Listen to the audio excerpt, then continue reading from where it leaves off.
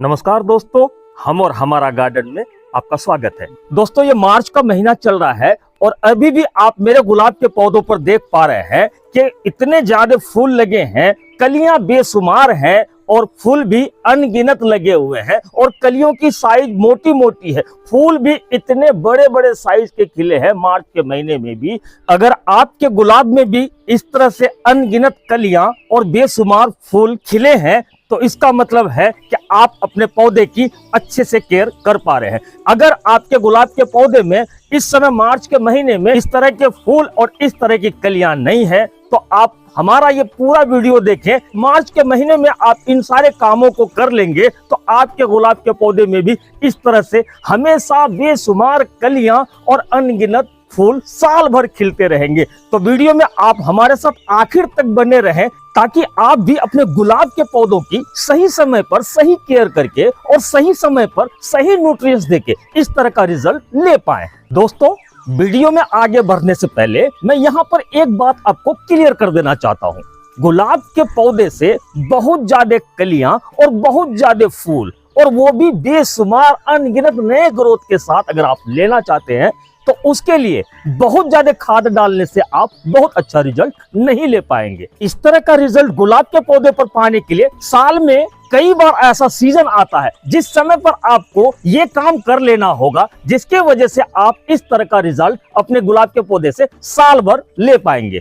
चलिए अब वीडियो में आगे बढ़ते हैं। अगर आपके गुलाब के पौधे में इस तरह से कलियां बनना बंद हो गई है, फूल देना बंद कर दिया है और आपके गुलाब के पौधे की टहनियां लंबी लंबी हो गई है तो इस वक्त आपको अपने गुलाब के पौधे से सबसे पहले इसकी प्रूनिंग करनी होगी। इसकी प्रूनिंग का मतलब ये है कि प्रूनिंग क्यों करनी है और कौन से टहनी को प्रून करना है और कितना करना है। जैसे ये टहनी है हमारा, इसमें सूट्स नहीं बनने, ब्लैंक सूट्स है, इसमें कलियां नहीं बनेंगी तो फूल भी नहीं खिलेगा, तो इसको हमें काट के हटाना बहुत जरूरी है। अब मैं आपको दूसरे ब्रांच को दिखा रहा हूँ। ये ब्रांच भी हमारी काफी लंबी हो गई है, ये देखिए बहुत लंबी ब्रांच है, लेकिन इसके टॉप पर देखेंगे तो बहुत सारी कलियां हैं तो इसे हमें छोड़ देना है।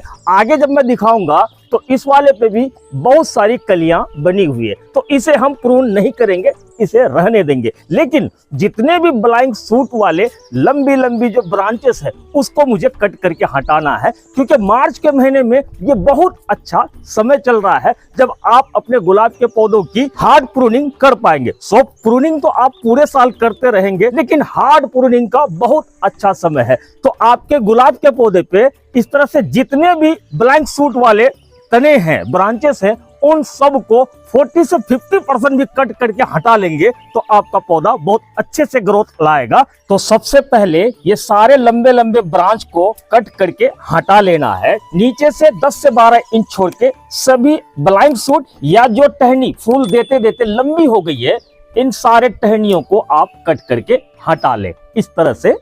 लेकिन जब भी आप इस काम को करें उससे 1-2 दिन पहले आप अपने गुलाब के पौधे पर पानी डालना बंद कर दें, जिससे मिट्टी थोड़ी ड्राई हो जाएगी तो आपको इसकी मिट्टी में गुड़ाई करना और इस पर न्यूट्रिएंट्स डालने में आसानी रहेगी।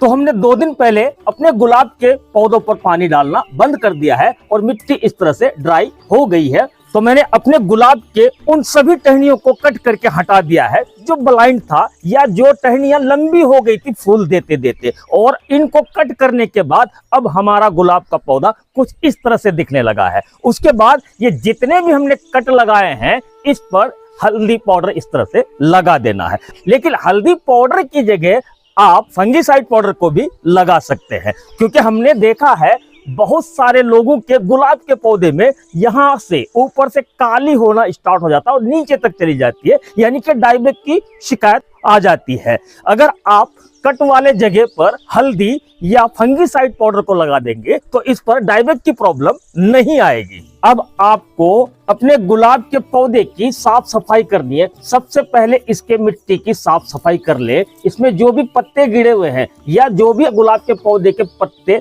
पीले हो गए हैं या बीमारी लग गई या खराब हो गई है तो इनको आपको हटा लेना है। पूरे पौधे की साफ सफाई आपको कर लेना है। इतना सब कुछ करने के बाद अब आपको अपने गुलाब के पौधे की मिट्टी की गुड़ाई करनी है। गुड़ाई आप चारों साइड से करें, हल्की हल्की गुड़ाई या 1-1.5 इंच गहरी गुड़ाई कर ले और चारों तरफ से इस तरह से गड्ढा नुमा बनाकर मिट्टियों को ऊपर की तरफ खींच के इस तरह से चढ़ा ले। इसमें हल्की हल्की रूट कट सकती है, इससे आपको घबराना नहीं है। इस तरह से करने के बाद सभी पौधों की आप बारी बारी से मिट्टी की गुड़ाई कर दे। आपके गुलाब के जितने भी पौधे रिपोर्टिंग करने लायक है उसे आप रिपोर्टिंग कर ले, क्योंकि गुलाब के पौधे की रिपोर्टिंग का बहुत अच्छा सीजन चल रहा है। इसके बाद आप अपने गुलाब के पौधे की रिपोर्टिंग नहीं कर पाएंगे और जिसकी रिपोर्टिंग नहीं करनी है तो उसकी इस तरह से गहरी गुड़ाई करके आप इस पर काम कर सकते हैं। सभी पौधों की मिट्टी की गुड़ाई करने के बाद इस वक्त हमें अपने गुलाब के पौधों पर हेवी फीडिंग देनी है, यानी कि हमने बहुत सारी ब्रांचेस को कट किए हैं और गहरी गुड़ाई भी कर लिए, बहुत सारे रूट हमारे कट गए हैं। तो इस वक्त हेवी फीडिंग में हम देंगे डीएपी। ये देखिए डीएपी हमें कितना देना है, तो इस चम्मच ले लिया हमने और इस चम्मच का आधा हमें डीएपी डालना है। बस इतना सा डीएपी काफी रहेगा। हमने इस पर डीएपी डाला है तो डीएपी एक हार्ड फर्टिलाइजर है, तो उसको बैलेंस करने के लिए हमें डालना है सीवीड के कुछ दाने, ताकि डीएपी के जो हार्डनेस है उसको बैलेंस कर ले। ये हमने डाल दिया। अब सीवीड के दाने को डालने के बाद हमें तीसरी जो चीज डालनी है वो हमने लिया है चाय की पत्ती। ये फ्रेश चाय की पत्ती है, आप चाहे तो यूज किया हुआ चाय की पत्ती ले सकते हैं। ये दोनों तरह की चाय पत्ती हमने ले रखा है। इसको हमने धो के सुखाकर इस तरह से कंटेनर में भर के रखा है, तो दोनों में कोई भी आप ले सकते हैं। तो यहाँ पर मैं इस्तेमाल करने जा रहा हूँ फ्रेश चाय की पत्ती। चाय की पत्ती इसलिए डालना है कि गुलाब के पौधों को एसिडिक मिट्टी बहुत पसंद है, तो मिट्टी को एसिडिक बनाने के लिए, अम्लीय बनाने के लिए हमने चाय की पत्ती का इस्तेमाल किया है। इतना सब कुछ करने के बाद हमारा जो भी न्यूट्रिएंट्स का काम था वो कंप्लीट हो जाता है। अब इसकी मिट्टियों को वापस से इस गड्ढे पर फिल कर देंगे, यानी कि न्यूट्रिएंट जो हमने डाला था उस पर हमें वापस कवर कर देना है।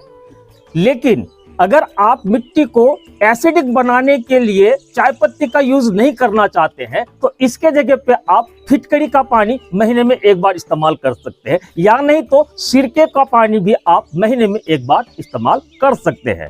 सभी पौधों पर ये काम करने के बाद हमने वापस से मिट्टियों को बंद कर दिया। अब उसके बाद सभी पौधों पर अच्छी तरह से पानी डाल देंगे।